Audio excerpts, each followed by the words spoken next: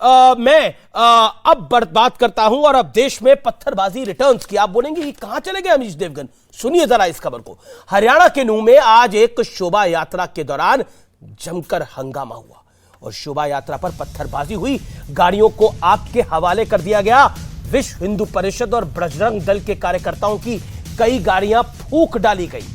आपने ऐसी तस्वीरें देश के कई शहरों में पहले भी देखी होंगी। बीते साल रामनवमी का जुलूस हो या हनुमान जयंती या फिर हिंदू नववर्ष की शोभा यात्रा, छतों से सड़कों से खूब पत्थरबाजी हुई थी, याद है ना आपको?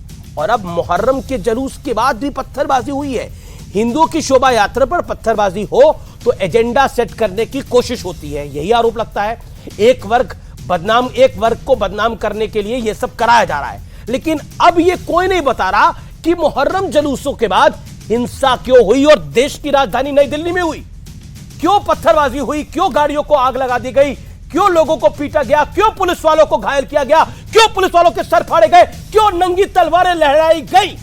कुछ दिन पहले फ्रांस क्यों जल रहा था, इस पर भी सिलेक्टिव चुप्पी साध ली जाती है। चुप रहो भाई, सेकुलरिज्म है, बोलना कुछ नहीं है किसी को। बिहार के अररिया में भीड़ और शोर का फायदा उठाकर एक नाबालिग बच्ची को एक किशोरी के साथ गैंगरेप किया गया, लेकिन सब खामोश है, कोई सूरमा नहीं बोला उस पर। आरोपी मोहम्मद अशफाक और मोहम्मद मुमताज गिरफ्तार हुए हैं, तब भी कोई कुछ नहीं बोला। दिल्ली के नांगलोई में ताजिए को जबरन सूरजमल स्टेडियम में दफनाने की कोशिश के दौरान हंगामा होता है। पुलिस पर पत्थर फेंके जाते हैं, हालात बेकाबू हो जाते हैं, बिगड़ जाते हैं, पुलिस को मजबूरन लाठी चार्ज करना पड़ता है। इसके बावजूद कंप्लीट साइलेंस, कोई कुछ नहीं कहता।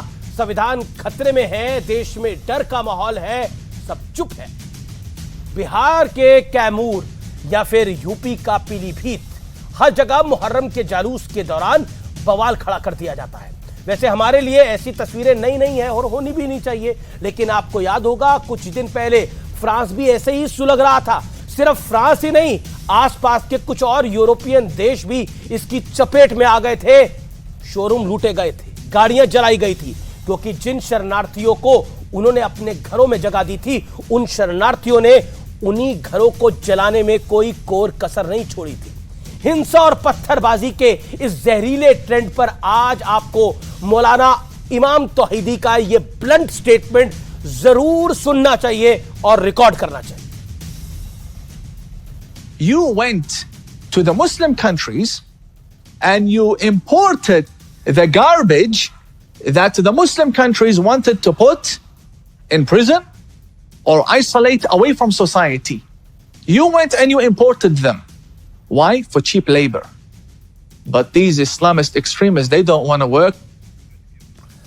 तो बात एक लाइन में अर्थ यह है कि समाज का एक तबका बैड इंप्रेशन के दौर से गुजर रहा है। उनकी छवि दुनिया भर में हिंसक वाली बनती जा रही है।